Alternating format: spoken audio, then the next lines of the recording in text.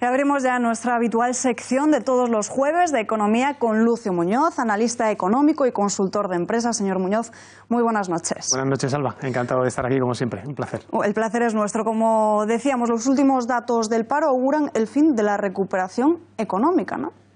Parece ser que es posible que sea así, porque evidentemente si analizamos los últimos datos del paro en clave trimestral, en lugar de en clave mensual, pues indica claramente una tendencia.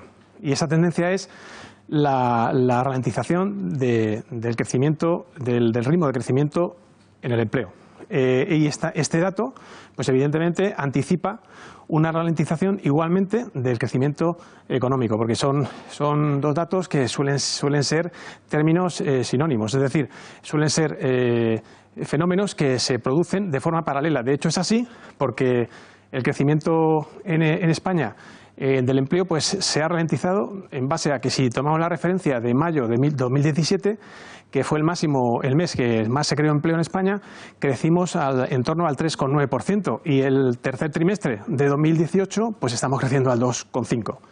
En cuanto al crecimiento del PIB, pues igual, en la misma medida. Venimos de crecer 3 años al 3%, y el segundo trimestre de 2018 estamos creciendo al 2,5%. Por tanto, esta tendencia ya es un hecho. Lo que ocurre es que el Gobierno, pues al igual que hizo Zapatero, no está informando de esta tendencia a los ciudadanos. Igual que Zapatero ocultó la crisis, en este momento se está ocultando esta ralentización del ritmo de creación de empleo y del ritmo de crecimiento económico. El fondo también descartaba ayer revalorizar las pensiones con el IPC. ¿Supone esto un fracaso del Pacto de Toledo y también de las medidas del Gobierno? Por supuesto que sí.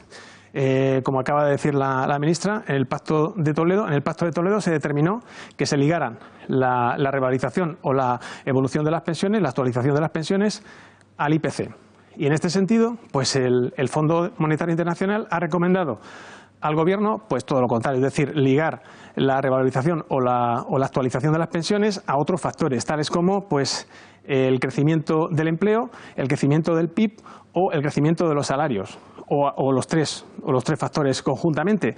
Lo que ha recomendado también el Fondo Monetario Internacional al Gobierno es mantener la reforma laboral y, sobre todo, mantener la relación laboral y retrasar la edad de jubilación. Evidentemente, mientras haya personas que sigan trabajando y sigan cotizando, pues no están recibiendo pues la prestación y no están gastando.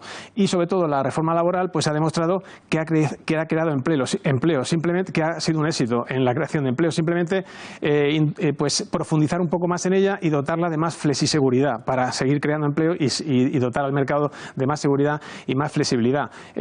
Lo que prácticamente ha desechado el Fondo Monetario Internacional es, aparte de que ha recomendado una reforma global del sistema de pensiones, pues según sus estudios, evidentemente esta medida de vincular la actualización de las pensiones al IPC supondría un coste de 40.000 a 50.000 millones de euros desde el 2018 hasta el 2050.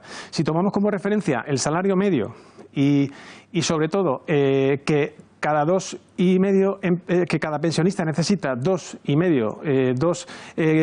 contribuyentes y medio, dos cotizantes y medio, en función de estos datos necesitaríamos, desde 2018 hasta el 2050, necesitaríamos que se multiplicaran los cotizantes en función de, si ahora mismo hay 18,5 más o menos, pues tendría que haber en el 2050 33 millones, dado que los pensionistas que ahora mismo están en torno al 9,6 millones de pensionistas hay en España, se calcula que en 2050 habrá 15 millones. Este coste de 40.000 o 50.000 millones de euros que cuesta ligar las pensiones al IPC supondría multiplicar el déficit de la Seguridad Social, que está en torno a los 20.000 millones, por 6. Y también, dada la previsión de creación de empleo y sobre todo de los próximos años y sobre todo el ritmo de crecimiento tradicional, es decir, histórico, pues evidentemente no salen los números. El ajuste fiscal que solicita el Fondo Monetario Internacional rompe y desmonta todos los planes del Gobierno. Incluso le piden a Sánchez medidas creíbles. Por supuesto que sí. Este asunto está en relación con el anterior, evidentemente.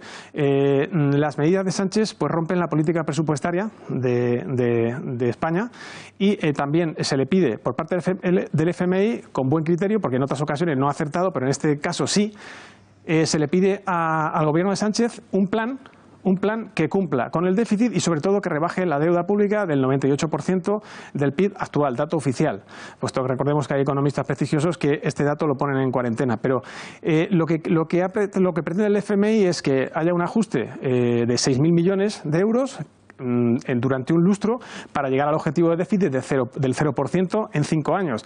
Si ahora el objetivo de este año es 2,7, pues llegar al año que viene al 1,8 y así sucesivamente vía ajuste de 6.000 millones de euros mensual hasta dentro de 5 años para conseguir el objetivo de déficit cero, y es la única vía para reducir la deuda y sobre todo para que no siga España el camino de Italia, que está en plena crisis de deuda. Recordemos que ha subido su prima de riesgo hasta 300 puntos básicos esta misma semana y evidentemente pues esto, si España sigue el camino de Italia, pues evidentemente la economía de la eurozona se desestabilizaría. Y esta es la recomendación del FMI a España. Sobre todo le ha dicho a España que o reducimos el déficit y la deuda o lleva adelante su plan fiscal, pero que es incompatible llevar adelante el plan fiscal del Gobierno y reducir el déficit y la deuda. Eso básicamente es el mensaje que ha transmitido el FMI. De hecho, le ha recomendado al Gobierno que no suba el IRPF, que no suba las cotizaciones sociales,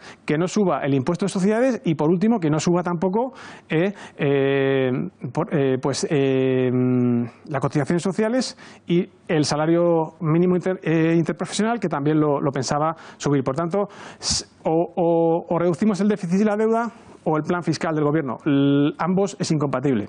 Y ya por último, señor Muñoz, ¿qué impacto va a tener la ley en las empresas, la ley que prepara el Gobierno para implantar la política de cuotas en el entorno empresarial? Bueno, pues en principio tenemos que tener en cuenta que esta ley ya se implantó en otro país europeo, en Noruega, con resultados nefastos. Es decir, a partir de la implantación de esta ley se comprobó que las multinacionales, las empresas cotizadas, porque no olvidemos que esta ley está enfocada en las grandes empresas, en las multinacionales y sobre todo las que cotizan en bolsa, estas empresas noruegas pues redujeron sus beneficios y sobre todo el valor de cotización bursátil también se redujo a partir de la implantación de la ley. Esto es una referencia que podemos tomar, pero el Gobierno no la ha tomado. En España esta ley, si se lleva a cabo a través de, bueno, pues se titula la ley de igualdad laboral, si se lleva a cabo, si nos centramos en la pura gestión empresarial, podemos anticipar lo que va a pasar. Evidentemente, pues una reducción de la productividad, de la competitividad y de la rentabilidad de las empresas y aparte de esto, si también se reducen los beneficios, como pasó en Noruega, aparte de esto, por supuesto, la estructura organizativa de la empresa queda tocada.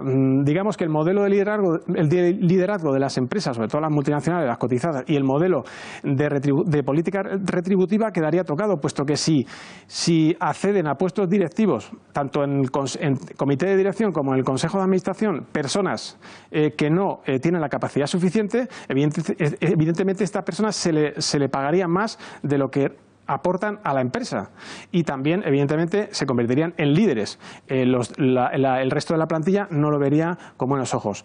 Eso desde el punto de vista de la gestión de la empresa. Si nos centramos en el punto de vista del techo de cristal, pues evidentemente la clave no está en la política de cuotas, la clave está en la conciliación de la vida profesional, personal y familiar. Por tanto, habría que tomar medidas en esta conciliación. No olvidemos que los cargos de directivos en una empresa multinacional cotizada, por ejemplo, de IBEX 35, significa que tienes que renunciar a tu vida, a parte de tu vida familiar y personal. Todo el mundo no está capacitado para ello. Y por último, y ya termino brevemente, si lo centramos en el punto de vista única y exclusivamente de la mujer, pues evidentemente esta ley perjudicaría a las mujeres más válidas, a las mujeres más capacitadas, a las que no necesitan las cuotas para acceder a un puesto directivo o a un puesto en el Consejo de Administración, a puestos claves de liderazgo.